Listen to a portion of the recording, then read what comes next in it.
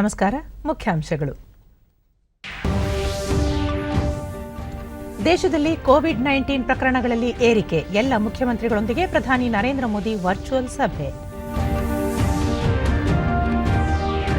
ಬೆಂಗಳೂರಿನಲ್ಲಿ ಕೋವಿಡ್-19 ನಿಯಂತ್ರಣಕ್ಕೆ ಸರ್ಕಾರದಿಂದ ಕಠಿಣ ಕ್ರಮ. ಮನೆ ಮನೆಗೆ ತೆರಳಿ ಮಾದರಿ ಪರೀಕ್ಷೆ, ವಸತಿ ಸಮುಚ್ಚಯಗಳಲ್ಲೂ ಲಸಿಕೆ ವಿತರಣೆ. ಸಚಿವ ಡಾ ಕೆ ಸುಧಾಕರ್. ಶೀಘ್ರದಲ್ಲೇ ಸಾರಿಗೆ ನೌಕರರ ವೇತನ ಹೆಚ್ಚಿಸಲು ಅಗತ್ಯ ಕ್ರಮ. ಮುಷ್ಕರ ಕೈಬಿಟ್ಟು ಕರ್ತವ್ಯಕ್ಕೆ ಹಾಜರಾಗುವಂತೆ ಸರ್ಕಾರ ಮನವಿ. ಮತ್ತು ಸೆಷಲ್ಸ್ ಅಧ್ಯಕ್ಷರೊಂದಿಗೆ ಪ್ರಧಾನಿ ನರೇಂದ್ರ ಮೋದಿ ವರ್ಚುವಲ್ ಸಭೆ. ಹಲವು ಯೋಜನೆಗಳಿಗೆ ಉಭಯ ನಾಯಕರಿಂದ ಜಂಟಿ ಚಾಲನೆ.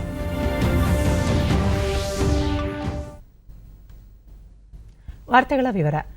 ದೇಶದಲ್ಲಿ ಕೋವಿಡ್-19 ಎರಡನೇ ಅಲೆ ಹೆಚ್ಚಳದ ಹಿನ್ನೆಲೆಯಲ್ಲಿ ಪ್ರಧಾನಿ ನರೇಂದ್ರ ಮೋದಿ ಇಂದು ವಿಡಿಯೋ ಕಾನ್ಫರೆನ್ಸ್ ಮೂಲಕ ಎಲ್ಲ ರಾಜ್ಯಗಳು ಹಾಗೂ ಕೇಂದ್ರಾಡಳಿತ ಪ್ರದೇಶಗಳ ಮುಖ್ಯಮಂತ್ರಿಗಳೊಂದಿಗೆ ಸಂವಾದ ಆರಂಭಿಸಿದ್ದು ಸಭೆ ಪ್ರಗತಿಯಲ್ಲಿದೆ. ಸಭೆಯಲ್ಲಿ ಕೇಂದ್ರ ಗೃಹ ಸಚಿವ ಅಮಿತ್ ಶಾ ಕೋವಿಡ್-19 ಕುರಿತು ಮುಖ್ಯಮಂತ್ರಿಗಳೊಂದಿಗೆ ಚರ್ಚೆ ನಡೆಸಿದರು. ದೇಶದಲ್ಲಿ ಮೊದಲ ಬಾರಿಗೆ ಕೋವಿಡ್ ಸೋಂಕು ಪತ್ತೆಯಾದಾಗಿನಿಂದ ಪ್ರಧಾನಿ ನರೇಂದ್ರ ಮೋದಿ ನಿರಂತರವಾಗಿ ಎಲ್ಲ ರಾಜ್ಯಗಳೊಂದಿಗೆ ಸಂಪರ್ಕದಲ್ಲಿದ್ದು ಪರಿಸ್ಥಿತಿ ಪರಾಮರ್ಶಿಸುತ್ತಿದ್ದಾರೆ. ಈ ಹಿಂದೆ ಮಾರ್ಚ್ 17ರಂದು ಮುಖ್ಯಮಂತ್ರಿಗಳೊಂದಿಗೆ ಸಭೆ ನಡೆಸಿದ್ದ ಪ್ರಧಾನಿ ಈಗ ಸೋಂಕು ಪ್ರಕರಣಗಳು ಮತ್ತೆ ಹೆಚ್ಚುತ್ತಿರುವ ಹಿನ್ನೆಲೆಯಲ್ಲಿ ಮತ್ತೊಂದು ಸುತ್ತಿನ ಸಂವಾದ ನಡೆಸುತ್ತಿದ್ದು ಕೇಂದ್ರದಿಂದ ರಾಜ್ಯ ಸರ್ಕಾರಗಳಿಗೆ ಅಗತ್ಯ ನೆರವು, ಸಲಹೆ, ಸೂಚನೆಗಳನ್ನು ನೀಡುವ ಸಾಧ್ಯತೆಗಳಿವೆ. ಬೆಂಗಳೂರಿನಲ್ಲಿ ಕೋವಿಡ್-19 ಪ್ರಕರಣಗಳ ನಿಯಂತ್ರಣಕ್ಕೆ ಪ್ರತಿದಿನ 1 ಲಕ್ಷ ಮಾದರಿ ಪರೀಕ್ಷೆಯ ಜೊತೆಗೆ ಕೋವಿಡ್ ಸೋಂಕಿತರ ಪತ್ತೆಗಾಗಿ ಮನೆ ಮನೆ ಸಮೀಕ್ಷೆ ನಡೆಸಲಾಗುವುದು ಎಂದು ಆರೋಗ್ಯ ಮತ್ತು ವೈದ್ಯಕೀಯ ಶಿಕ್ಷಣ ಸಚಿವ ಡಾ ಕೆ ಸುಧಾಕರ್ ತಿಳಿಸಿದ್ದಾರೆ. ನಗರದಲ್ಲಿಂದು ಬಿಬಿಎಂಪಿ ಹಿರಿಯ ಅಧಿಕಾರಿಗಳೊಂದಿಗೆ ಸಭೆ ನಂತರ ಸುದ್ದಿಗಾರರೊಂದಿಗೆ ಅವರು ಕೋವಿಡ್ ಪ್ರಕರಣಗಳು ಹೆಚ್ಚುತ್ತಿರುವ ಹಿನ್ನೆಲೆಯಲ್ಲಿ ಅಧಿಕಾರಿಗಳು ಮನೆ ಮನೆಗೆ ತೆರಳಿ ಪರೀಕ್ಷೆ ನಡೆಸಲಿದ್ದಾರೆ ಎಂದರು. ಬಿಬಿಎಂಪಿ ವ್ಯಾಪ್ತಿಯಲ್ಲಿರುವ 8,500 ಬೂತ್ಗಳಲ್ಲಿ ಪ್ರತ್ಯೇಕ ತಂಡ ರಚಿಸಲು ನಿರ್ಧರಿಸಲಾಗಿದ್ದು ಈ ತಂಡಗಳು ಮನೆ ಮನೆಗೆ ತೆರಳಿ ಸಮೀಕ್ಷೆ ನಡೆಸಲಿವೆ. ಖಾಸಗಿ ಆಸ್ಪತ್ರೆಗಳಲ್ಲಿ 50% ಹಾಸಿಗೆಗಳನ್ನು ಮೀಸಲಿಡುವಂತೆ ಸೂಚನೆ ನೀಡಲಾಗಿದೆ. ಪ್ರಸ್ತುತ ನಗರದಲ್ಲಿ 1,000 ಹಾಸಿಗೆಗಳು ಲಭ್ಯವಿದ್ದು ಇನ್ನೂ 3,000 ರಿಂದ 4,000 ಹಾಸಿಗೆಗಳು ಲಭ್ಯವಿರುವಂತೆ ನೋಡಿಕೊಳ್ಳಲಾಗುವುದು. ಆರೋಗ್ಯ ಸಿಬ್ಬಂದಿಗಳು ವಸತಿ ಸಮುಚ್ಚಯಗಳ ಬಳಿಗೆ ತೆರಳಿ ಲಸಿಕೆ ಹಾಕಲಿದ್ದಾರೆ. ಸಾರ್ವಜನಿಕರು ಈ ಸೌಲಭ್ಯವನ್ನು ಸದುಪಯೋಗಪಡಿಸಿಕೊಳ್ಳಬೇಕು ಎಂದು ಮನವಿ ಮಾಡಿದರು. ಸಾರಿಗೆ ನೌಕರರ ಬೇಡಿಕೆಗಳ ಕುರಿತು ಇಂದು ಸಂಜೆ ಅಧಿಕಾರಿಗಳೊಂದಿಗೆ ಸಭೆ ನಡೆಸಿ ಸಾರ್ವಜನಿಕರಿಗೆ ಅನಾನುಕೂಲವಾಗದಂತೆ ಸೂಕ್ತ ಕ್ರಮ ಕೈಗೊಳ್ಳಲಾಗುವುದು ಎಂದು ಮುಖ್ಯಮಂತ್ರಿ ಬಿಎಸ್ ಯಡಿಯೂರಪ್ಪ ತಿಳಿಸಿದ್ದಾರೆ. ಹುಬ್ಬಳ್ಳಿಯಲ್ಲಿಂದು ಸುದ್ದಿಗಾರರೊಂದಿಗೆ ಅವರು ಸಾರಿಗೆ ನೌಕರರು ಸಾರ್ವಜನಿಕರಿಗೆ ಅನಾನುಕೂಲವಾಗದಂತೆ ನೋಡಿಕೊಳ್ಳಬೇಕು. ಸರ್ಕಾರ ಈಗಾಗಲೇ ಈ ಹಿಂದೆ ನೀಡಿದ್ದ ಭರವಸೆಯಂತೆ ಹಲವು ಬೇಡಿಕೆಗಳನ್ನು ಈಡೇರಿಸಿದೆ. ನೌಕರರು ಸರ್ಕಾರದೊಂದಿಗೆ ಸಹಕರಿಸಬೇಕು ಎಂದು ತಿಳಿಸಿದರು. ಖಾಸಗಿ ವಾಹನಗಳು ಸಾರ್ವಜನಿಕರಿಂದ ಹೆಚ್ಚಿನ ಹಣ ಪಡೆಯದೆ ಸರ್ಕಾರ ನಿಗದಿಪಡಿಸಿರುವ ಮೊತ್ತವನ್ನು ಪಡೆಯಬೇಕು ಎಂದು ತಿಳಿಸಿದರು. ಕುಂತು ಚರ್ಚೆ ಮಾಡಿ ಅದನ್ನು ಸರಿಪಡಿಸಿ ಯಾರಾದರೂ ಆ ರೀತಿ ಹೆಚ್ಚು ಹಣವನ್ನು ವಸೂಲು ಮಾಡ್ತಾರೆ ಕ್ರಮ ತಗೊಳ್ಳೋಕ್ಕೆ ಏನು ತೊಂದರೆ ಇಲ್ಲ. ನಾನು ಹೋಗ್ತಾ ಕಂಟ್ರೋಲ್ ಮಾಡೋಕ್ಕೆ ಏನು ಬೇಕೋ ಎಲ್ಲ ಪ್ರಯತ್ನ ಮಾಡ್ತಾ ಇದ್ದೀವಿ. ಇವತ್ತು ಪ್ರಧಾನಿ ನರೇಂದ್ರ ಮೋದಿಜಿಯವರು ಸಹ ಎಲ್ಲ ರಾಜ್ಯದ ಮುಖ್ಯಮಂತ್ರಿಗಳ ಜೊತೆ ಮಾತನಾಡ್ತಾ ಇದ್ದಾರೆ. ಅದನ್ನು ಎಷ್ಟು ಬಿಗಿ ಮಾಡೋಕ್ಕೆ ಏನೇನು ಕ್ರಮ ತಗೊಳ್ಬೋದು ಎಲ್ಲ ಪ್ರಯತ್ನವನ್ನು ಮಾಡ್ತಾರೆ. ಸಾರಿಗೆ ನೌಕರರ ಮುಷ್ಕರ ಕುರಿತು ಟ್ವೀಟ್ ಮಾಡಿರುವ ವಿರೋಧ ಪಕ್ಷದ ನಾಯಕ ಸಿದ್ದರಾಮಯ್ಯ, ರಾಜ್ಯ ಸರ್ಕಾರ ಪ್ರತಿಷ್ಠೆಯನ್ನು ಬಿಟ್ಟು ಸಾರಿಗೆ ಸಿಬ್ಬಂದಿಗಳೊಂದಿಗೆ ಮಾತುಕತೆ ನಡೆಸಿ ಸಮಸ್ಯೆಯನ್ನು ಸೌಹಾರ್ದತೆಯಿಂದ ಇತ್ಯರ್ಥಪಡಿಸಿ ಸಾರ್ವಜನಿಕರ ಸಂಚಾರಕ್ಕೆ ಅನುವು ಮಾಡಿಕೊಡುವಂತೆ ಒತ್ತಾಯಿಸಿದ್ದಾರೆ. 6ನೇ ವೇತನ ಆಯೋಗದ ಶಿಫಾರಸು ಜಾರಿಗೊಳಿಸುವುದು ಸೇರಿದಂತೆ ಹಲವಾರು ಬೇಡಿಕೆಗಳನ್ನು ಈಡೇರಿಸುವಂತೆ ಆಗ್ರಹಿಸಿ ರಾಜ್ಯ ಸಾರಿಗೆ ನೌಕರರು ನಿನ್ನೆಯಿಂದ ಮುಷ್ಕರ ನಡೆಸುತ್ತಿದ್ದಾರೆ. ಎಲ್ಲ ಸಾರಿಗೆ ಘಟಕಗಳಿಂದ ಬಸ್ ಸಂಚಾರ ಸ್ಥಗಿತಗೊಳಿಸಿ ನೌಕರರು ಪ್ರತಿಭಟನೆ ನಡೆಸುತ್ತಿದ್ದಾರೆ. ಪರಿಣಾಮ ರಾಜ್ಯಾದ್ಯಂತ ಇಂದೂ ಸಹ ಬಸ್ ಸಂಚಾರದಲ್ಲಿ ವ್ಯತ್ಯಯ ಉಂಟಾಗಿದೆ. ರಾಜ್ಯ ಸಾರಿಗೆ ಸಂಸ್ಥೆಗಳ ಬಸ್ ನಿಲ್ದಾಣಗಳಿಂದಲೇ ಖಾಸಗಿ ಬಸ್ಗಳ ಸಂಚಾರಕ್ಕೆ ಅನುವು ಮಾಡಿಕೊಡಲಾಗಿದ್ದು ಸೂಕ್ತ ಪೊಲೀಸ್ ಭದ್ರತೆ ಸಹ ಒದಗಿಸಲಾಗಿದೆ. ಸದಾ ವಾಹನ ಹಾಗೂ ಜನರಿಂದ ತುಂಬಿರುತ್ತಿದ್ದ ಬೆಂಗಳೂರಿನ ಯಶವಂತಪುರ ಬಸ್ ನಿಲ್ದಾಣ ಬಸ್ ಹಾಗೂ ಪ್ರಯಾಣಿಕರಿಲ್ಲದೆ ಬಣಗುಡುತ್ತಿತ್ತು. ಕೆಂಪೇಗೌಡ ಬಸ್ ನಿಲ್ದಾಣ ಹಾಗೂ ಸ್ಯಾಟಲೈಟ್ ಬಸ್ ನಿಲ್ದಾಣದಲ್ಲಿ ಖಾಸಗಿ ಬಸ್ಗಳು ಹಾಗೂ ಆಟೋಗಳು ಕಂಡುಬಂದವು. ಆದಾಗ್ಯೂ ಪ್ರಯಾಣಿಕರ ಸಂಖ್ಯೆ ವಿರಳವಾಗಿತ್ತು. ಬಿಎಂಆರ್ಸಿಎಲ್ ವತಿಯಿಂದ ಬೆಂಗಳೂರು ನಗರದಲ್ಲಿ ಹೆಚ್ಚುವರಿಯಾಗಿ ಮೆಟ್ರೋ ರೈಲುಗಳ ಸಂಚಾರವನ್ನು ಪ್ರಾರಂಭಿಸಲಾಗಿದೆ. ಬಹುತೇಕ ಜಿಲ್ಲೆಗಳಲ್ಲಿ ಸರ್ಕಾರಿ ಬಸ್ಗಳ ಸಂಚಾರ ಸ್ಥಗಿತಗೊಂಡಿದೆ. ಪೊಲೀಸರ ಬಿಗಿ ಭದ್ರತೆಯಲ್ಲಿ ಖಾಸಗಿ ಬಸ್ಗಳು ಸಂಚರಿಸುತ್ತಿವೆ. ಕೆಲವು ಜಿಲ್ಲೆಗಳಲ್ಲಿ ಟೆಂಪೋ ಮತ್ತಿತರ ಖಾಸಗಿ ವಾಹನಗಳ ಸೇವೆಯನ್ನು ಬಳಸಿಕೊಳ್ಳಲಾಗಿದೆ. ಈ ನಡುವೆ ಸಾರಿಗೆ ಸಂಸ್ಥೆಯಲ್ಲಿ ತರಬೇತಿ ಅವಧಿಯಲ್ಲಿರುವ ಸಿಬ್ಬಂದಿಗೆ ನಿನ್ನೆ ರಾತ್ರಿ ನೋಟಿಸ್ ಜಾರಿ ಮಾಡಿರುವ ಸಂಸ್ಥೆ ಕರ್ತವ್ಯಕ್ಕೆ ಹಾಜರಾಗದಿದ್ದರೆ ಕೆಲಸದಿಂದ ತೆಗೆದುಹಾಕುವುದಾಗಿ ಎಚ್ಚರಿಕೆ ನೀಡಿದೆ. ಜೊತೆಗೆ ಮುಷ್ಕರ ನಿರತ ನೌಕರರ ವಿರುದ್ಧ ಅಗತ್ಯ ಸೇವೆಗಳ ಕಾಯ್ದೆ ಎಸ್ಮಾ ಜಾರಿಗೊಳಿಸುವುದಾಗಿ ಎಚ್ಚರಿಸಿದೆ.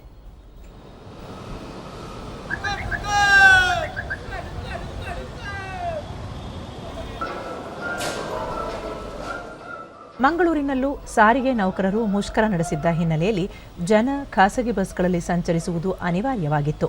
ದೂರದ ಊರುಗಳಿಗೆ ಬಸ್ ಸಂಚಾರವಿಲ್ಲದೆ ಕೆಲವು ಪ್ರಯಾಣಿಕರು ಪರದಾಟ ನಡೆಸಿರುವುದು ಅಲ್ಲಲ್ಲಿ ಕಂಡುಬಂದವು.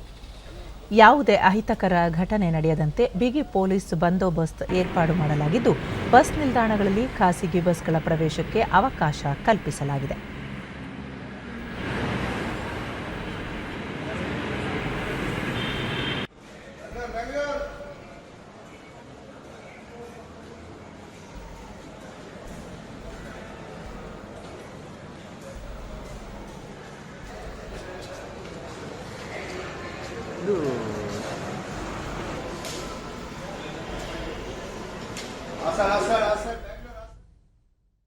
ಕೋವಿಡ್ ಕಾರಣದಿಂದ ವಿಳಂಬವಾಗಿದ್ದ 10% ವೇತನ ಹೆಚ್ಚಳವನ್ನು ಶೀಘ್ರದಲ್ಲೇ ಈಡೇರಿಸಲಾಗುವುದು. ಸಾರಿಗೆ ಸಿಬ್ಬಂದಿ ಮುಷ್ಕರ ಕೈಬಿಟ್ಟು ಕರ್ತವ್ಯಕ್ಕೆ ಹಾಜರಾಗಬೇಕು ಎಂದು ಸಾರಿಗೆ ಇಲಾಖೆಯ ಪ್ರಧಾನ ಕಾರ್ಯದರ್ಶಿ ಅಂಜುಮ್ ಪರ್ವೇಜ್ ಮನವಿ ಮಾಡಿದ್ದಾರೆ. ಬೆಂಗಳೂರಿನಲ್ಲಿ ಸುದ್ದಿಗಾರರೊಂದಿಗೆ ಅವರು, ಈ ಹಿಂದೆ ಸಾರಿಗೆ ಸಿಬ್ಬಂದಿ ನಡೆಸಿದ್ದ ಪ್ರತಿಭಟನೆ ವೇಳೆ ಸರ್ಕಾರ ನೌಕರರು ಇಟ್ಟಿದ್ದ ಬೇಡಿಕೆಗಳ ಪೈಕಿ ಖಾಯಂ ನೇಮಕಾತಿ ಬೇಡಿಕೆ ಹೊರತುಪಡಿಸಿ ಉಳಿದ 9 ಬೇಡಿಕೆ ಈಡೇರಿಸುವ ಭರವಸೆ ನೀಡಿತ್ತು. ಅದರಂತೆ ಅಂತರ ಸಾರಿಗೆ ನಿಗಮಗಳಿಗೆ ವರ್ಗಾವಣೆ ನೀಡುವುದು, ತರಬೇತಿ ಅವಧಿಯನ್ನು 1 ವರ್ಷಕ್ಕೆ ಇಳಿಸುವುದು ಸೇರಿದಂತೆ ಹಲವು ಬೇಡಿಕೆಗಳನ್ನು ಈಡೇರಿಸಲಾಗಿದೆ. ಸಾರಿಗೆ ಸಚಿವರೂ ಆದ ಉಪಮುಖ್ಯಮಂತ್ರಿ ಲಕ್ಷ್ಮಣ ಸವದಿ ಸಾರಿಗೆ ನೌಕರರ ಬಹುದಿನಗಳ ಬೇಡಿಕೆಗಳನ್ನು ಈಡೇರಿಸಿದ್ದಾರೆ. 10% ವೇತನ ಹೆಚ್ಚಳ ಭರವಸೆಯನ್ನು ಶೀಘ್ರದಲ್ಲೇ ಈಡೇರಿಸಲಾಗುವುದು. ಕೆಲವೇ ದಿನಗಳಲ್ಲಿ 2% ವೇತನ ಹೆಚ್ಚಳ ಮಾಡಲಾಗುವುದು ಎಂದು ಭರವಸೆ ನೀಡಿದರು. ಸಾರಿಗೆ ನೌಕರರ ಮುಷ್ಕರದಿಂದ ಇಲಾಖೆಗೆ ಪ್ರತಿದಿನ 20 ಕೋಟಿ ರೂಪಾಯಿ ನಷ್ಟವಾಗುತ್ತಿದೆ. ಇಂತಹ ಸಂಕಷ್ಟದ ಸಮಯದಲ್ಲಿ ಸಿಬ್ಬಂದಿ ಮುಷ್ಕರ ಕೈಬಿಟ್ಟು ಕೆಲಸಕ್ಕೆ ಹಾಜರಾಗಬೇಕು ಎಂದು ಮನವಿ ಮಾಡಿದರು. ಬಸ್ಗಳ ಮೇಲೆ ಕಲ್ಲು ತೂರಾಟ ನಡೆಯುವ ಸಾಧ್ಯತೆ ಇರುವ ಹಿನ್ನೆಲೆಯಲ್ಲಿ ಕೆಲವು ಜಿಲ್ಲೆಗಳಲ್ಲಿ ಮುನ್ನೆಚ್ಚರಿಕಾ ಕ್ರಮವಾಗಿ ಸೆಕ್ಷನ್ 144 ಜಾರಿಗೊಳಿಸಲಾಗಿದೆ. ಗಲಭೆಗೆ ಪ್ರಚೋದನೆ ನೀಡುವವರ ಮೇಲೆ ನಿರ್ದಾಕ್ಷಿಣ್ಯ ಕ್ರಮ ಕೈಗೊಳ್ಳಲಾಗುವುದು ಎಂದು ಅವರು ಎಚ್ಚರಿಸಿದರು. ಜನರಿಗೆ ಸಮಸ್ಯೆ ಆಗಬಾರ್ದು, ಅದಕ್ಕೆ ನಾವು ಏನೇನು ಮಾಡಬೇಕು ಅಂತ ಅದಕ್ಕೆ ನಾವು ಡಿಪ್ಟಿ CM ಸಾಹೇಬರು ತಕ್ಷಣ ಒಂದು ಮೀಟಿಂಗ್ ಕರೆದು ಟ್ರಾನ್ಸ್ಪೋರ್ಟ್ ಕಮಿಷನರ್ಗೆ ಮತ್ತು ನಮ್ಮ ಟ್ರಾನ್ಸ್ಪೋರ್ಟ್ ಡಿಪಾರ್ಟ್ಮೆಂಟ್ನಲ್ಲಿ ಎಲ್ಲ ಅಧಿಕಾರಿಗಳಿಗೆ ಭಾಳ ಕ್ಲಿಯರ್ ಆಗಿ ಒಂದು ಇನ್ಸ್ಟ್ರಕ್ಷನ್ ಕೊಟ್ಟಿದ್ದರು. ನಮಗೆ ಎಷ್ಟು ಪ್ರೈವೇಟ್ ಬಸ್ಸಸ್ ಹಾಕಲಿಕ್ಕೆ ಸಾಧ್ಯ ಇದೆ ಹಾಕ್ಸೋಣ, ಎಷ್ಟು ಮ್ಯಾಕ್ಸಿ ಕ್ಯಾಬ್ಗಳು ಹಾಕಲಿಕ್ಕೆ ಸಾಧ್ಯ ಇದೆ ಹಾಕ್ಸೋಣ. ಟ್ರಾನ್ಸ್ಪೋರ್ಟ್ ಡಿಪಾರ್ಟ್ಮೆಂಟಿಂದ ಭಾಳ ಪ್ರಯಾಸ ಮಾಡಿ, ಮತ್ತು I would like to thank all the private bus owners operator association, ಆಮೇಲೆ ಮ್ಯಾಕ್ಸಿ ಕ್ಯಾಬ್ ಅಸೋಸಿಯೇಷನ್ ಭಾಳ ನಮಗೆ ಸಹಕಾರ ಕೊಟ್ಟಿದ್ದಾರೆ. ಇವತ್ತು ನೋಡಿದರೆ ನಮ್ಮ ಕರ್ನಾಟಕ ರಾಜ್ಯದಲ್ಲಿ as of now more than 20,000 private vehicles are running and providing service to all the people. 21,000 ಇದೊಂದು ಸಣ್ಣದು ನಂಬರ್ ಇಲ್ಲ ಇದು. ಆಮೇಲೆ ಬಸ್ಸಸ್ ಕೂಡ ನೋಡಿದರೆ ನೀವೆಲ್ಲಿಯೂ ಕಡೆ ಹೋಗಿ, ನಾವು ಈಗ ಬೆಳಿಗ್ಗೆ ನಾವು KBSಗೆ ಹೋಗಿದೆ, ಸಾಕಷ್ಟು ಬಸ್ಸಸ್ ಇದಲ್ಲಿ more than 30-50 buses are there. ಯಾರಿಗೆ ಎಲ್ಲಿ ಹೋಗಲಿಕ್ಕೆ ಇದ್ದರೆ ನಮ್ಮ KSRTC BMTC ಸೀನಿಯರ್ ಆಫೀಸರ್, ನಮ್ಮ ಇನ್ಸ್ಪೆಕ್ಟರ್ ಟ್ರಾನ್ಸ್ಪೋರ್ಟಿಂದ ಎಲ್ಲ ಸೇರ್ಕೊಂಬಲ್ಲಿ ಸಹಕಾರ ಮಾಡ್ತಾ ಇದ್ದಾರೆ. ಬಸ್ ಸರ್ವಿಸ್ ಆಗ್ತಾ ಇದೆ. ಈಗ ಜಾಹೀರಾತು, ನಂತರ ವಾರ್ತಾ ಪ್ರಸಾರ ಮುಂದುವರಿಯಲಿದೆ. ಮತ್ತೆ ಶಾಪಿಂಗ್? ಅಪ್ಪ, ನೀವ್ ಇವಳನ್ನು ಹಾಳು ಮಾಡಿದ್ದೀರಿ. ಲಿಮಿಟ್ ನಲ್ಲಿದ್ರೆ ಏನು ತೊಂದರೆ ಆಗಲ್ಲ. ಯಾವುದೇ ಲಿಮಿಟ್ ಇಲ್ಲದೆ ಶಾಪಿಂಗ್ ಮಾಡ್ತಾಳೆ ನಿಮ್ ಕಾರ್ಡ್ ನಲ್ಲಿ. ಆಡ್ ಆನ್ ಇದೆಯಲ್ಲ. ನಾನು ಕಾರ್ಡ್ ನಲ್ಲಿ ಲಿಮಿಟ್ ಸೆಟ್ ಮಾಡಿದ್ದೀನಿ. ಮತ್ತೆ ಇದರ ಲಾಭ ಏನಂದ್ರೆ ರಿಸ್ಕ್ ಕಮ್ಮಿ ಆಗುತ್ತೆ, ಮತ್ತೆ ಒಂದ್ ವೇಳೆ ಫ್ರಾಡ್ ಆದ್ರೂ ತಕ್ಷಣ ಬ್ಯಾಂಕಿಗೆ ತಿಳಿಸಿ ನಷ್ಟ ಕಮ್ಮಿ ಆಗುತ್ತೆ. ಮುಂದಿನ ಸಾರಿ pink dress. You are the limit. Limit set ಇದೆ ಅಲ್ಲ.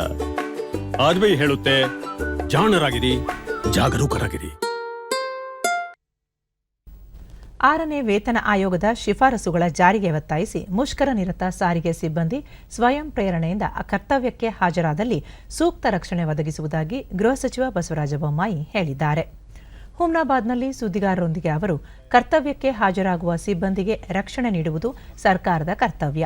ಈ ಸಂಬಂಧ ರಾಜ್ಯದ 4 ನಿಗಮಗಳ ವ್ಯಾಪ್ತಿಯ ಹಿರಿಯ ಪೊಲೀಸ್ ಅಧಿಕಾರಿಗಳಿಗೆ ಈಗಾಗಲೇ ಸೂಚನೆ ನೀಡಲಾಗಿದೆ ಎಂದರು. ಮುಷ್ಕರದಿಂದ ಜನಸಾಮಾನ್ಯರಿಗೆ ತೊಂದರೆಯಾಗುತ್ತಿವೆ. ಇದನ್ನು ನೌಕರರು ಅರ್ಥ ಮಾಡಿಕೊಳ್ಳಬೇಕು.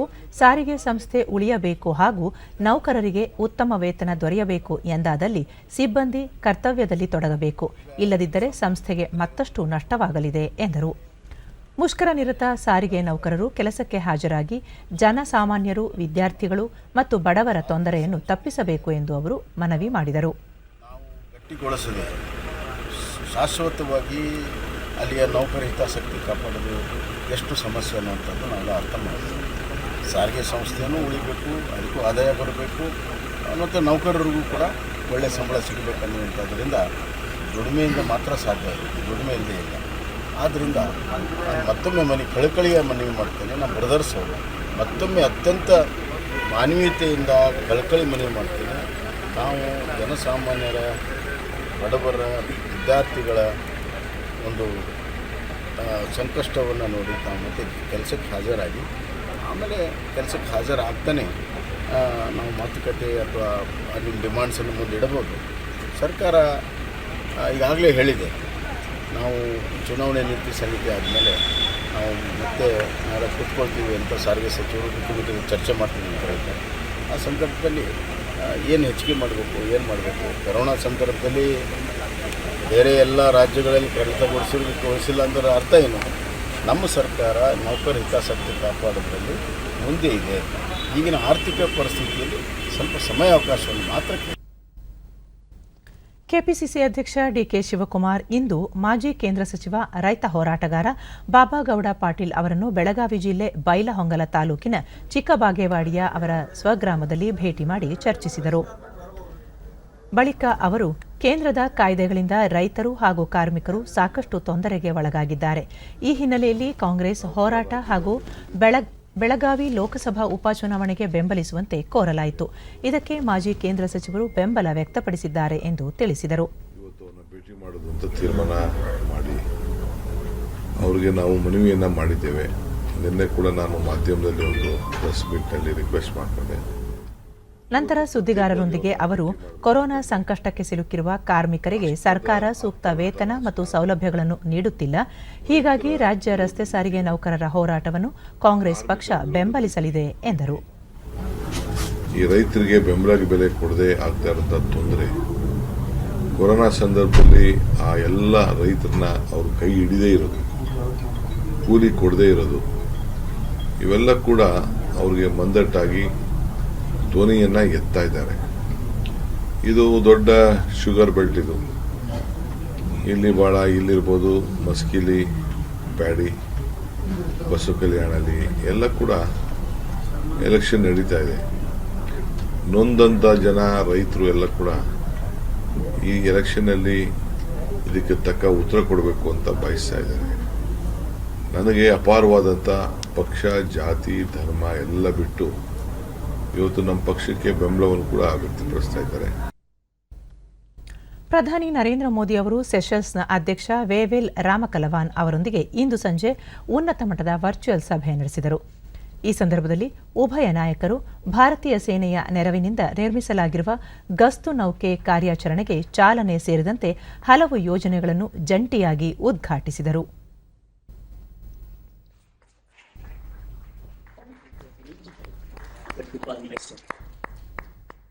As a symbolic gesture, High Commissioner High Impact Community Development Projects HICDP in ನಂತರ ಪ್ರಧಾನಿ ಕೋವಿಡ್ ವಿರುದ್ಧದ ಸಮರದಲ್ಲಿ ಸೆಷಲ್ಸ್ನ ಬಲಿಷ್ಠ ಸಹಭಾಗಿಯ ಪಾತ್ರ ವಹಿಸಿರುವುದಕ್ಕೆ ಭಾರತಕ್ಕೆ ಅತ್ಯಂತ ಗೌರವವಿದೆ ಎಂದರು. ಕೋವಿಡ್ ಅಗತ್ಯಗಳಿಗಾಗಿ ಭಾರತ ಔಷಧಿಗಳು ಹಾಗೂ 50,000 ಲಸಿಕೆಗಳನ್ನು ಸೆಷಲ್ಸ್ಗೆ ಪೂರೈಸಲು ಸಾಧ್ಯವಾಯಿತು. ಕೋವಿಡ್ ನಂತರದಲ್ಲಿ ಸೆಷಲ್ಸ್ನ ಆರ್ಥಿಕ ಪುನಶ್ಚೇತನ ಪ್ರಯತ್ನಗಳನ್ನು ಭಾರತ ದೃಢವಾಗಿ ಬೆಂಬಲಿಸಲಿದೆ ಎಂದು ಭರವಸೆ ನೀಡಿದರು. ಅಧ್ಯಕ್ಷ ವೇವೆಲ್ ರಾಮಕಲವಾನ್ ಭಾರತದ ಮೂಲದವರಾಗಿದ್ದು, ಅವರ ಪೂರ್ವಿಕರು ಬಿಹಾರದ ಗೋಪಾಲ್ಗಂಜ್ನವರಾಗಿದ್ದಾರೆ ಎಂದರು. ಸೆಷಲ್ಸ್ ದೇಶದ ಅಧ್ಯಕ್ಷರಾಗಿ ಅವರ ಸಾಧನೆ ಕೇವಲ ಬಿಹಾರದ ಸ್ವಗ್ರಾಮದವರಿಗೆ ಮಾತ್ರವಲ್ಲ, ಎಲ್ಲ ಭಾರತೀಯರಿಗೂ ಹೆಮ್ಮೆ ಎನಿಸುತ್ತದೆ ಎಂದು ಪ್ರಧಾನಿ ನುಡಿದರು. ಹಿಂದೂ ಮಹಾಸಾಗರದ ನೆರೆಹೊರೆ ದೇಶಗಳಲ್ಲಿ ಭಾರತಕ್ಕೆ ಸೆಷಲ್ಸ್ ಮಹತ್ವದ ಸಹಭಾಗಿತ್ವವನ್ನು ಹಂಚಿಕೊಂಡಿವೆ ಎಂದು ಹೇಳಿದರು. In the Indian Ocean neighborhood, Seychelles is a central to India's vision of Sagar, security and growth for all in the region. India is honored to be a partner of Seychelles in the development of its security capabilities and in meeting its infrastructure and developmental needs. Today marks an important milestone in our relations. The state-of-the-art building has been completed even during these testing times of COVID-19 pandemic. I'm sure that it will be long remembered as a symbol of our deep and abiding friendship. India has always believed in a human-centric approach to development cooperation. ಇದಕ್ಕೂ ಮೊದಲು Seychelles ಅಧ್ಯಕ್ಷ ವೇವಿಲ್ ರಾಮಕಲವಾನ್ ಭಾರತ ತಮ್ಮ ದೇಶಕ್ಕೆ 50,000 Covishield ಲಸಿಕೆ ಡೋಸ್ಗಳನ್ನು ದೇಣಿಗೆ ನೀಡುವ ಮೂಲಕ ಬೆಂಬಲ ನೀಡಿದೆ. ಇದೊಂದು ಮಾದರಿ ಸದ್ಭಾವನೆಯಾಗಿದೆ ಎಂದರು. ಸೆಷಲ್ಸ್ ಏಪ್ರಿಲ್ ಅಂತ್ಯದೊಳಗೆ 70% ಹರ್ಡ್ ಇಮ್ಯುನಿಟಿ ಸಾಧಿಸುವ ಸನಿಹದಲ್ಲಿದೆ. ದೇಶದಲ್ಲಿ ವ್ಯಾಪಾರ ಉದ್ಯಮಗಳನ್ನು ಪುನರಾರಂಭಿಸಲಿದ್ದೇವೆ. ಈ ಎಲ್ಲಕ್ಕೂ ಭಾರತ ನೀಡಿದ ಲಸಿಕೆ ದೇಣಿಗೆ ಕಾರಣವಾಗಿದೆ ಎಂದು ನುಡಿದರು. ಸಭೆಯಲ್ಲಿ ವಿದೇಶಾಂಗ ವ್ಯವಹಾರಗಳ ಸಚಿವ ಡಾಕ್ಟರ್ ಎಸ್ ಜೈಶಂಕರ್, ರಾಷ್ಟ್ರೀಯ ಭದ್ರತಾ ಸಲಹೆಗಾರ ಅಜಿತ್ ಧೋವಲ್ ಸೇರಿದಂತೆ ಹಲವು ಗಣ್ಯರು ಉಪಸ್ಥಿತರಿದ್ದರು. have taken on added vigor and momentum. India Shri Narendra Modi in the presence of His Excellency Wavel Ramkala. COVID-19 ಲಸಿಕೆ ಸಮಾನ ರೀತಿಯಲ್ಲಿ ಲಭ್ಯವಾಗುವಂತೆ ಹಾಗೂ ವ್ಯಾಪಕ ವಿತರಣೆಗೆ ಕ್ರಮ ಕೈಗೊಳ್ಳುವಂತೆ G20 ಸದಸ್ಯ ರಾಷ್ಟ್ರಗಳನ್ನು ಕೇಂದ್ರ ಹಣಕಾಸು ಸಚಿವೆ ನಿರ್ಮಲಾ ಸೀತಾರಾಮನ್ ಒತ್ತಾಯಿಸಿದ್ದಾರೆ. ಎರಡನೇ G20 ಹಣಕಾಸು ಸಚಿವರು ಹಾಗೂ ಕೇಂದ್ರ ಬ್ಯಾಂಕ್ ಗವರ್ನರ್ಗಳ ವರ್ಚುವಲ್ ಸಭೆಯಲ್ಲಿ ಪಾಲ್ಗೊಂಡ ಅವರು ಭಾರತ ಮಹತ್ವಾಕಾಂಕ್ಷೆಯ ಸ್ವದೇಶಿ ಲಸಿಕೆ ವಿತರಣೆ ಕಾರ್ಯಕ್ರಮವನ್ನು ತ್ವರಿತಗತಿಯಲ್ಲಿ ಮುನ್ನಡೆಸುತ್ತಿರುವುದಾಗಿ ತಿಳಿಸಿದರು. ಸಾಂಕ್ರಾಮಿಕದ ವೇಳೆ ಲಸಿಕೆ ಹಾಗೂ ವೈದ್ಯಕೀಯ ಸಲಕರಣೆಗಳನ್ನು ಉತ್ಪಾದಿಸುವ ಜಾಗತಿಕ ಮಟ್ಟದ ಪ್ರಮುಖ ರಾಷ್ಟ್ರವಾಗಿ ಭಾರತ ಹೊರಹೊಮ್ಮಿದೆ. ಈವರೆಗೂ ದೇಶದಲ್ಲಿ ಸುಮಾರು 87 ಮಿಲಿಯನ್ ಜನರಿಗೆ ಕೋವಿಡ್-19 ಲಸಿಕೆ ನೀಡಲಾಗಿದೆ. 10 ಮಿಲಿಯನ್ ಡೋಸ್ ನೆರವು ಸೇರಿದಂತೆ 64 ಮಿಲಿಯನ್ ಡೋಸ್ ಲಸಿಕೆಯನ್ನು 84 ರಾಷ್ಟ್ರಗಳಿಗೆ ಭಾರತ ಪೂರೈಸಿದೆ ಎಂದು ಅವರು ಮಾಹಿತಿ ನೀಡಿದರು. ಆರೋಗ್ಯಪೂರ್ಣ ಹಾಗೂ ನ್ಯಾಯಸಮ್ಮತ ಜಗತ್ತು ನಿರ್ಮಿಸಲು ಯಾವುದೇ ವಿತ್ತೀಯ ಸಂಕಷ್ಟವಿಲ್ಲದೆ ಎಲ್ಲ ಸಮುದಾಯಗಳಿಗೆ ಗುಣಮಟ್ಟದ ಆರೋಗ್ಯ ರಕ್ಷಣಾ ಸೇವೆ ಖಾತರಿಪಡಿಸುವ ಸರ್ಕಾರದ ಬದ್ಧತೆಯಾಗಿದೆ ಎಂದು ಕೇಂದ್ರ ಆರೋಗ್ಯ ಸಚಿವ ಡಾಕ್ಟರ್ ಹರ್ಷವರ್ಧನ್ ಪುನರುಚ್ಚರಿಸಿದ್ದಾರೆ. ಕೊರೋನಾ ಸಂಕಷ್ಟ ಪರಿಸ್ಥಿತಿಯಲ್ಲಿ ಜಾಗತಿಕ ಸಹಕಾರ ಹೆಚ್ಚಿಸುವಲ್ಲಿ ಭಾರತ ವಹಿಸಿದ ಪಾತ್ರ ಒಂದು ಉತ್ತಮ ಮಾದರಿಯಾಗಿದೆ ಎಂದು ಡಾಕ್ಟರ್ ಹರ್ಷವರ್ಧನ್ ಹೇಳಿದರು. ಭಾರತದಲ್ಲಿ ತಯಾರಿಸಿದ ಕೋವಿಡ್ ಲಸಿಕೆಗಳನ್ನು 80 ದೇಶಗಳಿಗೆ ಲಸಿಕೆ ಮೈತ್ರಿ ಉಪಕ್ರಮದ ಭಾಗವಾಗಿ ಹಂಚಿಕೊಂಡಿದೆ. ಭಾರತದ ಈ ಕ್ರಮ ತನ್ನ ಪ್ರಾಚೀನ ತತ್ವವಾದ ವಸುದೈವ ಕುಟುಂಬಕಂ ಪ್ರತಿಫಲನವಾಗಿದೆ. ಈ ತತ್ವ ವಿಶ್ವದ ಒಂದು ಕುಟುಂಬ ಎಂದು ಪರಿಗಣಿಸುತ್ತದೆ. ಈ ತತ್ವವನ್ನು ವಿಶ್ವದ ಎಲ್ಲ ದೇಶಗಳು ಮತ್ತಷ್ಟು ಅಳವಡಿಸಿಕೊಳ್ಳುವ ಅಗತ್ಯವಿದೆ ಎಂದು ಹೇಳಿದರು. ಇದೇ ತಿಂಗಳ 17ರಂದು ನಡೆಯಲಿರುವ 2 ವಿಧಾನಸಭೆ ಮತ್ತು ಬೆಳಗಾವಿ ಲೋಕಸಭೆಯ ಉಪಚುನಾವಣಾ ಪ್ರಚಾರ ಬಿರುಸುಗೊಂಡಿದ್ದು, ಬಿಜೆಪಿ, ಕಾಂಗ್ರೆಸ್ ಮತ್ತು ಜೆಡಿಎಸ್ ಮೂರೂ ಪಕ್ಷದ ಮುಖಂಡರು ತಮ್ಮ ಅಭ್ಯರ್ಥಿಗಳ ಪರವಾಗಿ ಚುನಾವಣಾ ರ್ಯಾಲಿಯಲ್ಲಿ ಪಾಲ್ಗೊಂಡಿದ್ದಾರೆ. ಬೆಳಗಾವಿಯಲ್ಲಿ ಬಿಜೆಪಿ ಹಿರಿಯ ನಾಯಕ ಹಾಗೂ ಮುಖ್ಯಮಂತ್ರಿ ಬಿಎಸ್ ಯಡಿಯೂರಪ್ಪ, ವಿರೋಧ ಪಕ್ಷದ ನಾಯಕ ಸಿದ್ದರಾಮಯ್ಯ, ಡಿಕೆ ಶಿವಕುಮಾರ್ ಪ್ರಚಾರ ನಡೆಸಿದ್ದಾರೆ.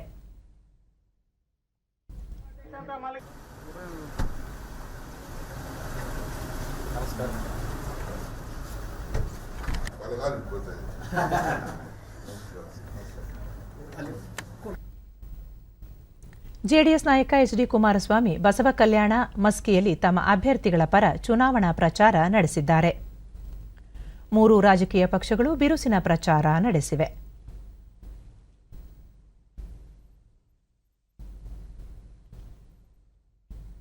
ಪಶ್ಚಿಮ ಬಂಗಾಳ ವಿಧಾನಸಭೆಯ 4ನೇ ಹಂತದ ಚುನಾವಣೆ ಬಹಿರಂಗ ಪ್ರಚಾರಕ್ಕೆ ಇಂದು ತೆರೆಬಿದ್ದಿದೆ.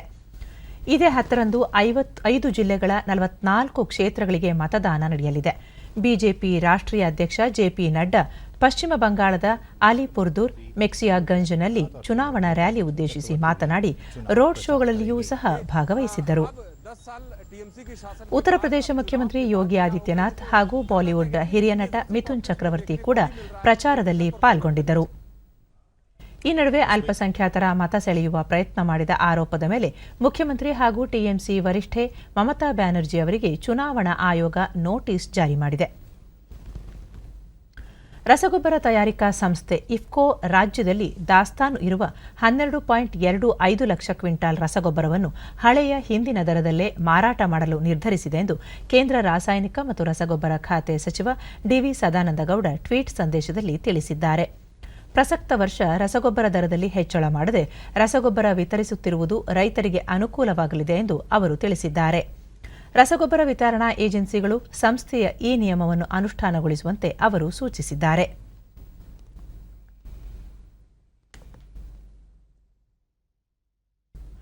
ಕೆಲಸ ಮಾಡುವ ಸ್ಥಳಗಳಲ್ಲೇ ಉದ್ಯೋಗಿಗಳಿಗೆ ಕೋವಿಡ್ ಲಸಿಕೆ ನೀಡಲು ಕೇಂದ್ರ ಸರ್ಕಾರ ಒಪ್ಪಿಗೆ ನೀಡಿದೆ. ಈ ಕುರಿತಂತೆ ಕೇಂದ್ರ ಆರೋಗ್ಯ ಇಲಾಖೆ ರಾಜ್ಯಗಳು ಮತ್ತು ಕೇಂದ್ರಾಡಳಿತ ಪ್ರದೇಶಗಳಿಗೆ ಪತ್ರ ಬರೆದಿದ್ದು, ಸರ್ಕಾರಿ ಮತ್ತು ಖಾಸಗಿ ಕಚೇರಿ, ಕಾರ್ಖಾನೆ ಮತ್ತು ಇತರ ಕೆಲಸ ಮಾಡುವ ಸ್ಥಳಗಳಲ್ಲಿ ಉದ್ಯೋಗಸ್ಥರಿಗೆ ಈ ತಿಂಗಳ 11ರಿಂದ ಕೋವಿಡ್ ಲಸಿಕೆ ನೀಡಿಕೆ ಕೇಂದ್ರಗಳನ್ನು ಆರಂಭಿಸುವಂತೆ ಸೂಚಿಸಿದೆ. ಆದರೆ ಕೆಲಸ ಮಾಡುವ ಸ್ಥಳಗಳಲ್ಲಿ ಕನಿಷ್ಠ 100 ಜನರಿಗೆ ಲಸಿಕೆ ನೀಡಬೇಕಾಗುತ್ತದೆ. 45 ವರ್ಷ ಮೇಲ್ಪಟ್ಟವರಿಗೆ ಈ ಸ್ಥಳಗಳಲ್ಲಿ ಲಸಿಕೆ ನೀಡಲಾಗುತ್ತದೆ. ಕಾರ್ಖಾನೆ, ಕಚೇರಿ ಮುಂತಾದ ಕಡೆ ಕೆಲಸ ಮಾಡುವವರಿಗೆ ಇದರಿಂದ ಹೆಚ್ಚು ಅನುಕೂಲವಾಗಲಿದೆ. ಕೋವಿಡ್-19 ಪ್ರಕರಣಗಳು ಹೆಚ್ಚುತ್ತಿರುವ ಹಿನ್ನೆಲೆಯಲ್ಲಿ ಮೈಸೂರು ಜಿಲ್ಲಾಡಳಿತ ಕಠಿಣ ನಿಯಮಗಳನ್ನು ಜಾರಿಗೊಳಿಸಲು ಮುಂದಾಗಿದ್ದು, ಬೆಂಗಳೂರಿನಿಂದ ಮೈಸೂರಿಗೆ ಭೇಟಿ ನೀಡುವವರು, ಚಿತ್ರಮಂದಿರ, ರೆಸಾರ್ಟ್ ಮತ್ತು ಸಭೆ ಸಮಾರಂಭಗಳಲ್ಲಿ ಭಾಗವಹಿಸುವವರು ಕೊರೋನಾ ನೆಗೆಟಿವ್ ವರದಿ ತರುವುದು ಕಡ್ಡಾಯವಾಗಿದೆ ಎಂದು ಜಿಲ್ಲಾಧಿಕಾರಿ ರೋಹಿಣಿ ಸಿಂಧೂರಿ ತಿಳಿಸಿದ್ದಾರೆ. ಮೈಸೂರಿನಲ್ಲಿಂದು ಸುದ್ದಿಗಾರರೊಂದಿಗೆ ಅವರು ಏಪ್ರಿಲ್ 10ರಿಂದ 20ರವರೆಗೆ ಈ ಆದೇಶ ಜಾರಿಯಲ್ಲಿ ಇರಲಿದೆ. ಈ ನಿಯಮಗಳ ಪಾಲನೆಗಾಗಿ ಸುಮಾರು 300 ಗೃಹ ರಕ್ಷಕ ದಳ ಸಿಬ್ಬಂದಿಯನ್ನು ನಿಯೋಜಿಸಲು ನಿರ್ಧರಿಸಲಾಗಿದೆ. ಈ ಸ್ಥಳಗಳಿಗೆ ಭೇಟಿ ನೀಡುವವರು 72 ಗಂಟೆಯೊಳಗೆ ಕೋವಿಡ್ ನೆಗೆಟಿವ್ ವರದಿ ಹಾಜರುಪಡಿಸುವಂತೆ ತಿಳಿಸಲಾಗಿದೆ. ಸಂಭಾವನೆ ಇದೆ. ನಮ್ಮ ಕೋವಿಡ್ ಪಾಸಿಟಿವ್ ಕೇಸಸ್ ಅನಲೈಸ್ ಮಾಡಿದರೆ ನಮಗೆ ಸಿಟಿನಲ್ಲಿ ಅತಿ ಹೆಚ್ಚು ಕೇಸಸ್ ಬರ್ತಾ ಇದೆ, ರೂರಲ್ ಏರಿಯಾಸ್ನಲ್ಲಿ ಅಷ್ಟು ಬರ್ತಾ ಇಲ್ಲ.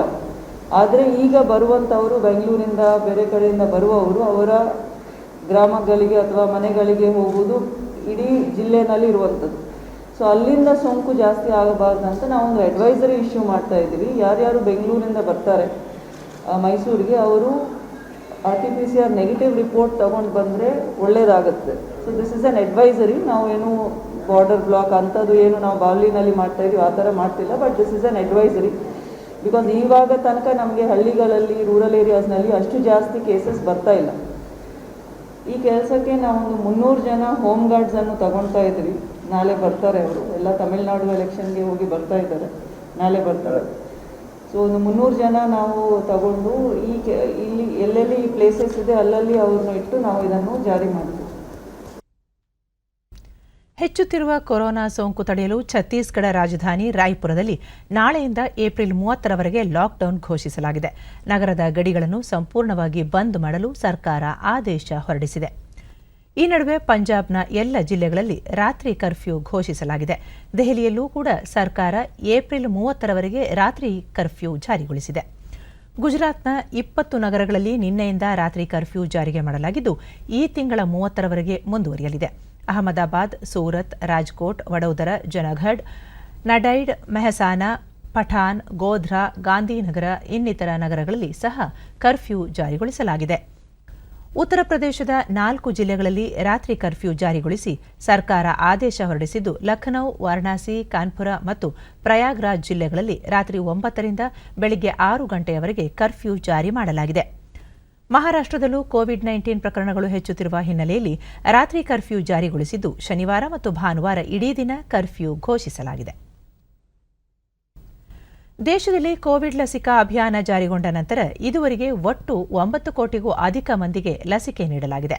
ಇದರೊಂದಿಗೆ ವಿಶ್ವದ ಅತಿದೊಡ್ಡ ಈ ಲಸಿಕಾ ಅಭಿಯಾನದಲ್ಲಿ ಭಾರತ ಹೊಸ ಮೈಲುಗಲ್ಲು ಸ್ಥಾಪಿಸಿದಂತಾಗಿದೆ. ಇದುವರೆಗೆ ಒಟ್ಟು 9,01,98,673 ಮಂದಿಗೆ ಲಸಿಕೆ ನೀಡಲಾಗಿದೆ ಎಂದು ಕೇಂದ್ರ ಆರೋಗ್ಯ ಸಚಿವಾಲಯ ತಿಳಿಸಿದೆ. ನಿನ್ನೆ ಒಂದೇ ದಿನ 13,14,000 ಮಂದಿಗೆ ಲಸಿಕೆ ನೀಡಲಾಗಿದೆ. ಈ ಪೈಕಿ 12,04,000 ಮಂದಿ ಮೊದಲ ಡೋಸ್ ಲಸಿಕೆ ಪಡೆದುಕೊಂಡಿದ್ದಾರೆ. 1,10,000ಕ್ಕೂ ಅಧಿಕ ಮಂದಿ ಎರಡನೇ ಡೋಸ್ ತೆಗೆದುಕೊಂಡಿದ್ದಾರೆ ಎಂದು ಸಚಿವಾಲಯ ಹೇಳಿದೆ. 60 ವರ್ಷ ಮೇಲ್ಪಟ್ಟ ಸುಮಾರು 3,57,00,000 ಫಲಾನುಭವಿಗಳು ಮೊದಲ ಡೋಸ್ ಪಡೆದಿದ್ದು 10,57,000 ಫಲಾನುಭವಿಗಳು ಎರಡನೇ ಹಂತದ ಲಸಿಕೆ ತೆಗೆದುಕೊಂಡಿದ್ದಾರೆ ಎಂದು ತಿಳಿಸಲಾಗಿದೆ.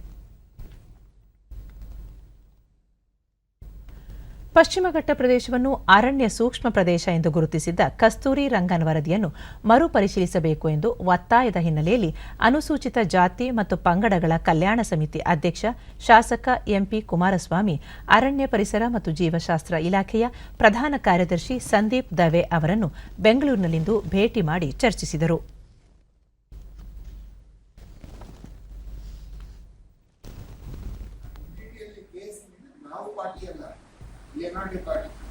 ಯಾರಾದರೂ ಇದ್ದಾರೆ ವರ್ಸಸ್ ಕೇಂದ್ರ ಸರ್ಕಾರ 31 ಜೂನ್ ತನಕ ಏನೋ ಡಿಸೆಂಬರ್ 31 ಬಳಿಕ ಸುದ್ದಿಗಾರರೊಂದಿಗೆ ಕುಮಾರಸ್ವಾಮಿ ಭೇಟಿಯ ವೇಳೆ ವರದಿ ಮಾರ್ಪಾಡು ಪ್ರಕ್ರಿಯೆಯನ್ನು ಚುರುಕುಗೊಳಿಸುವಂತೆ ಒತ್ತಾಯಿಸಲಾಯಿತು. ಡಿಸೆಂಬರ್ನಲ್ಲಿದ್ದ ಹಸಿರು ನ್ಯಾಯಾಧೀಕರಣ ಮಂಡಳಿಯ ಅಂತಿಮ ತೀರ್ಪನ್ನು ಜೂನ್ 31ಕ್ಕೆ ಮುಂದೂಡಲಾಗಿದೆ. ಇದರಿಂದ ವರದಿ ಮಾರ್ಪಾಡಿಗೆ ಕಾಲಾವಕಾಶ ದೊರಕಿದೆ. ಅಲ್ಲದೆ ವರದಿಯ ಕುರಿತು ಕೇಂದ್ರ ಸರ್ಕಾರಕ್ಕೆ ನ್ಯಾಯಾಧೀಕರಣದಲ್ಲಿ ಪ್ರಶ್ನಿಸುವ ಅಧಿಕಾರವಿದೆ. ರಾಜ್ಯ ಸರ್ಕಾರ ಸಲಹೆ ಸೂಚನೆಗಳನ್ನು ನೀಡಬಹುದು ಎಂದು ಪ್ರಧಾನ ಕಾರ್ಯದರ್ಶಿಗಳು ತಿಳಿಸಿದ್ದಾಗಿ ಶಾಸಕರು ತಿಳಿಸಿದರು. ಕಾಡಂಚಿನ ರೈತರು ಅರಣ್ಯವಾಸಿಗಳು ಒಕ್ಕಲೇಳುವ ಅಪಾಯವಿರುವ ಹಿನ್ನೆಲೆಯಲ್ಲಿ ಕಸ್ತೂರಿ ರಂಗನ್ ವರದಿ ಯಥಾವತ್ ಜಾರಿಗೆ ಪಶ್ಚಿಮಘಟ್ಟ ಪ್ರದೇಶದಲ್ಲಿ ವಿರೋಧ ವ್ಯಕ್ತವಾಗಿದೆ. ಮಹಾರಾಷ್ಟ್ರದಲ್ಲಿ ಆಡಳಿತ ನಡೆಸುತ್ತಿರುವ ಮಹಾವಿಕಾಸ್ ಅಘಾಡಿ ಮೈತ್ರಿಕೂಟ ಭ್ರಷ್ಟಾಚಾರದ ಮಹಾಮೈತ್ರಿಕೂಟವಾಗಿದೆ ಎಂದು ಬಿಜೆಪಿ ಹಿರಿಯ ನಾಯಕ ಕೇಂದ್ರ ಸಚಿವ ಪ್ರಕಾಶ್ ಜಾವಡೇಕರ್ ಆರೋಪಿಸಿದ್ದಾರೆ. ದೆಹಲಿಯ ಪಕ್ಷದ ಕೇಂದ್ರ ಕಚೇರಿಯಲ್ಲಿಂದು ಸುದ್ದಿಗೋಷ್ಠಿಯಲ್ಲಿ ಮಾತನಾಡಿದ ಅವರು, ಮಹಾರಾಷ್ಟ್ರ ಮೈತ್ರಿಕೂಟ ಸರ್ಕಾರದ ಕನಿಷ್ಠ ಕಾರ್ಯಕ್ರಮ ಪೊಲೀಸರ ಮೂಲಕ ಹಣ ಸಂಗ್ರಹಿಸುವುದಾಗಿದೆ ಎಂದು ದೂರಿದ್ದಾರೆ. मुश्किल हो रहा है. एक बात साफ हो गई कि ये महाविकास आघाड़ी कहते हैं MVA, लेकिन अब साबित हो गया कि ये महावसूली आघाड़ी है MVA. और इनका कॉमन मिनिमम प्रोग्राम क्या है? CMP is collect money. ಇನ್ನು ಹವಾವರ್ತಮಾನ. ರಾಜ್ಯದ ಕರಾವಳಿ ಹಾಗೂ ದಕ್ಷಿಣ ಒಳನಾಡಿನಲ್ಲಿ ಒಣಹವೆ ಮುಂದುವರಿಯಲಿದೆ. ನಾಪೋಕ್ಲುದಲ್ಲಿ 1 ಸೆಂಟಿಮೀಟರ್ ಮಳೆಯಾಗಿದೆ. ಕಲಬುರಗಿಯಲ್ಲಿ ಗರಿಷ್ಠ ತಾಪಮಾನ 41.2 ಡಿಗ್ರಿ ಸೆಲ್ಸಿಯಸ್ ದಾಖಲಾಗಿದೆ. ಮುನ್ಸೂಚನೆಯಂತೆ ರಾಜ್ಯಾದ್ಯಂತ ಮುಂದಿನ 24 ಗಂಟೆಗಳಲ್ಲಿ ಕರಾವಳಿಯ ಕೆಲವು ಭಾಗಗಳಲ್ಲಿ ಚದುರಿದಂತೆ ಮಳೆ ಸಾಧ್ಯತೆ. ಬೆಂಗಳೂರು ಸುತ್ತಮುತ್ತ ಶುಭ್ರ ಆಕಾಶ, ಗರಿಷ್ಠ ತಾಪಮಾನ 35 ಹಾಗೂ ಕನಿಷ್ಠ 22 ಡಿಗ್ರಿ ಸೆಲ್ಸಿಯಸ್ ದಾಖಲಾಗುವ ಸಂಭವ. ಕೊನೆಯಲ್ಲಿ ಮತ್ತೊಮ್ಮೆ ಮುಖ್ಯಾಂಶಗಳು. ದೇಶದಲ್ಲಿ ಕೋವಿಡ್-19 ಪ್ರಕರಣಗಳಲ್ಲಿ ಏರಿಕೆ, ಎಲ್ಲ ಮುಖ್ಯಮಂತ್ರಿಗಳೊಂದಿಗೆ ಪ್ರಧಾನಿ ನರೇಂದ್ರ ಮೋದಿ ವರ್ಚುವಲ್ ಸಭೆ. ಬೆಂಗಳೂರಿನಲ್ಲಿ ಕೋವಿಡ್-19 ನಿಯಂತ್ರಣಕ್ಕೆ ಸರ್ಕಾರದಿಂದ ಕಠಿಣ ಕ್ರಮ, ಮನೆ ಮನೆಗೆ ತೆರಳಿ ಮಾದರಿ ಪರೀಕ್ಷೆ, ವಸತಿ ಸಮುಚ್ಚಯಗಳಲ್ಲೂ ಲಸಿಕೆ ವಿತರಣೆ, ಸಚಿವ ಡಾ ಕೆ ಸುಧಾಕರ್. ಶೀಘ್ರದಲ್ಲೇ ಸಾರಿಗೆ ನೌಕರರ ವೇತನ ಹೆಚ್ಚಿಸಲು ಅಗತ್ಯ ಕ್ರಮ, ಮುಷ್ಕರ ಕೈಬಿಟ್ಟು ಕರ್ತವ್ಯಕ್ಕೆ ಹಾಜರಾಗುವಂತೆ ಸರ್ಕಾರ ಮನವಿ. ಸೆಷಲ್ಸ್ ಅಧ್ಯಕ್ಷರೊಂದಿಗೆ ಪ್ರಧಾನಿ ನರೇಂದ್ರ ಮೋದಿ ವರ್ಚುವಲ್ ಸಭೆ, ಹಲವು ಯೋಜನೆಗಳಿಗೆ ಉಭಯ ನಾಯಕರಿಂದ ಜಂಟಿ ಚಾಲನೆ.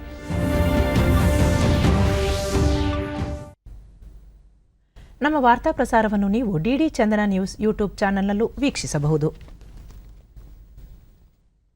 ವೀಕ್ಷಕರೇ, ನಾನು ಈಗ ಸ್ಟುಡಿಯೋದಿಂದ ತೆರಳುತ್ತಿರುವ ಕಾರಣ ಮಾಸ್ಕ್ ಧರಿಸುತ್ತಿದ್ದೇನೆ. ನೀವು ಸಹ ಮನೆಯಿಂದ ಹೊರ ಹೋಗುವ ಮುನ್ನ ಸರಿಯಾದ ಕ್ರಮದಲ್ಲಿ ತಪ್ಪದೇ ಮಾಸ್ಕ್ ಧರಿಸಿ.